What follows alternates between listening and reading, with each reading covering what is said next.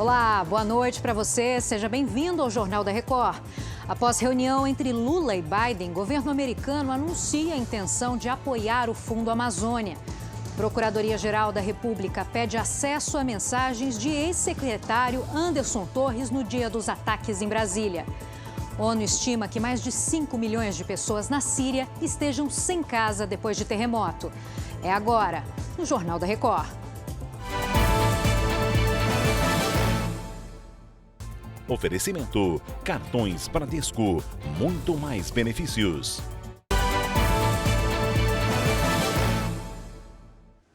O suspeito de ter participado da morte de um advogado foi preso nesta sexta-feira em São Paulo. O homem foi vítima do golpe do falso encontro. Jadilson Ferreira de Matos, de 39 anos, foi preso na zona norte da cidade. Ele é suspeito de ter participado da morte do advogado Silvio de Oliveira, de 58 anos, na última segunda-feira. Silvio marcou um encontro por aplicativo com uma mulher, mas ao chegar ao local foi abordado por Jadilson e pelo comparsa dele. O advogado tentou fugir e acabou baleado. O carro dele só parou quando bateu nesta casa. Essas imagens de câmeras de segurança mostram os dois suspeitos minutos antes do crime. Segundo a polícia, Jadilson já tinha participado de outros roubos usando essa mesma tática do falso encontro. Ele tem antecedentes criminais por tráfico de drogas, roubo de carga e porte de arma. Em depoimento, confessou a participação na morte do advogado, mas nega que tenha sido o autor do disparo. Pelas imagens, a gente acredita que ele é o autor do disparo, porque que ele passa, após o crime, a arma para o comparsa esconder. Então a gente acredita que como ele estava com a arma ali na sequência após o crime, ele teria sido o autor do disparo.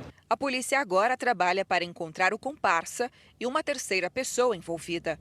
A suspeita é que uma mulher também faça parte da quadrilha. Ela seria a responsável por marcar os encontros. Silvio chegou a ser avisado por moradores que o local onde esperava a suposta mulher era perigoso e que deveria ir embora. Meu amigo, deixa eu te falar uma coisa, você está esperando alguém? Ele falou, eu tô. Falei, ó, deixa eu te falar, aqui tá muito perigoso e assim, se você puder ir embora, eu já moro aqui uns anos e eu sei como é que tá aqui a rua da minha casa, então tá muito perigoso. Se você puder ir embora, você vai embora, né? Porque tá tendo muito assalto aqui na rua. Silvio tinha se separado, mas ainda morava com a ex-mulher. Ela está grávida dele. 49 pessoas suspeitas de fazer parte de uma quadrilha de estelionatários foram presas no Rio de Janeiro. O grupo agia em vários estados e é investigado por enganar aposentados para fazer empréstimo consignado. O Leonardo Ack tem mais detalhes agora para a gente. Boa noite, Léo. É isso mesmo, Giovana. Boa noite para você, boa noite a todos. Olha, além do Rio de Janeiro, a quadrilha atuava nos estados de São Paulo, Mato Grosso e Goiás. O grupo foi preso num escritório que ocupava 3 andares de um prédio que fica no coração financeiro da capital fluminense. Agora, segundo a polícia, depois de fazer os empréstimos, os aposentados ficavam com 10% do valor e repassavam 90% para a empresa, que prometia assumir as parcelas, mas, na verdade, depois de receber o dinheiro, os criminosos desapareciam, deixando toda a dívida com as vítimas. O grupo aplicava o golpe havia pelo menos 2 anos. Giovana. Obrigada pelo resumo e boa noite.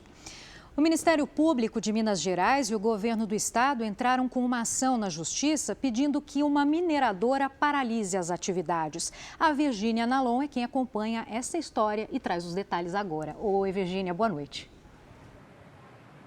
E Giovana, boa noite para você. A ação quer que a mineradora interrompa os trabalhos no município de Itabirito. É que desde março de 2019 está proibida em Minas a construção de barragens que utilizem a técnica de alteamento a montante, com mais risco de rompimento. Atualmente aqui no estado são 117 barragens, 44 utilizam a técnica.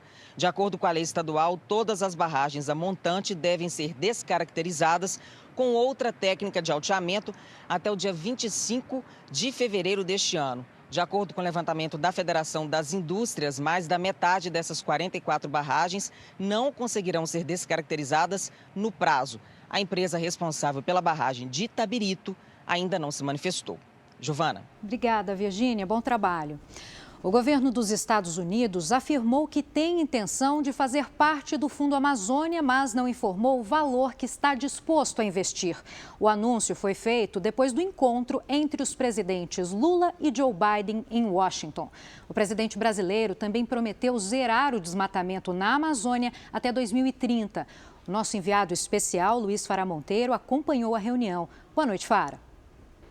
Olá, boa noite. O encontro das duas delegações durou cerca de 1 hora na Casa Branca. Depois, no Salão Oval, o presidente Luiz Inácio Lula da Silva e Joe Biden conversaram reservadamente sobre temas que, segundo eles, são comuns às duas maiores democracias do continente americano. Lula e Biden, em um comunicado conjunto, afirmaram que são favoráveis ao fortalecimento da democracia, o combate à fome e à pobreza e também são contrários às mudanças climáticas e prometeram incentivar o uso de energias renováveis.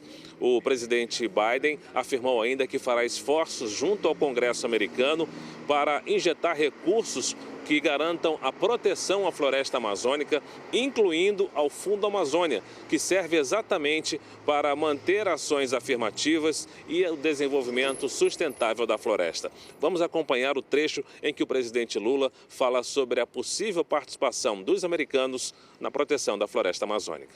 O Brasil não quer transformar a Amazônia num santuário da humanidade, mas também o Brasil não quer abrir mão de que a Amazônia é um território do qual o Brasil é soberano. Eu não discuti especificamente um fundo amazônico. Eu discuti a necessidade dos países ricos assumir a responsabilidade de financiar todos os países que têm florestas. Agora, o que eu posso dizer é que ele vai participar do Fundo Amazônico. Aqui no Brasil, a Procuradoria-Geral da República pediu ao ministro Alexandre de Moraes acesso às mensagens enviadas por Anderson Torres no dia 8 de janeiro. O objetivo da PGR é decidir se é a favor ou contra a soltura do ex-ministro da Justiça. O Matheus Scavazini fala agora de Brasília com a gente. Boa noite.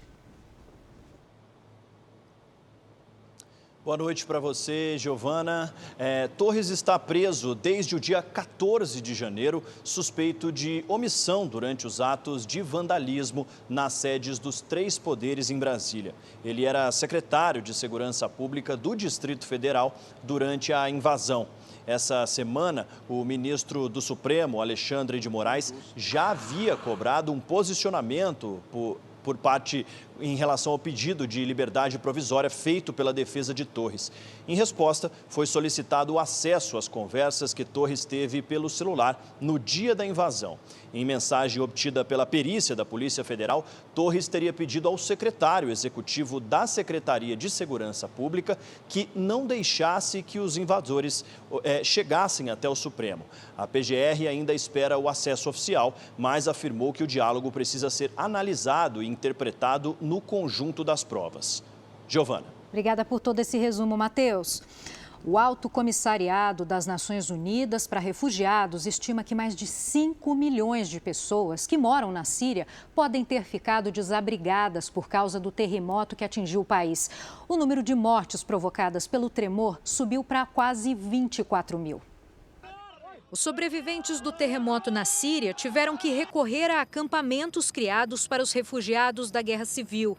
O conflito, que já dura quase 12 anos, já tinha provocado o deslocamento de mais de 6 milhões de pessoas. E agora dificulta também a chegada de ajuda nas zonas controladas por rebeldes. O país ainda sofre um isolamento internacional por causa das sanções ao regime de Bashar al-Assad, que somente nesta sexta visitou as vítimas e locais atingidos pelos tremores.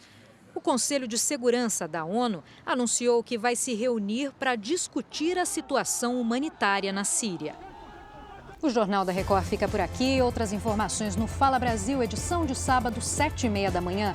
Você fica agora com o Fala que eu te escuto. Boa noite, bom fim de semana.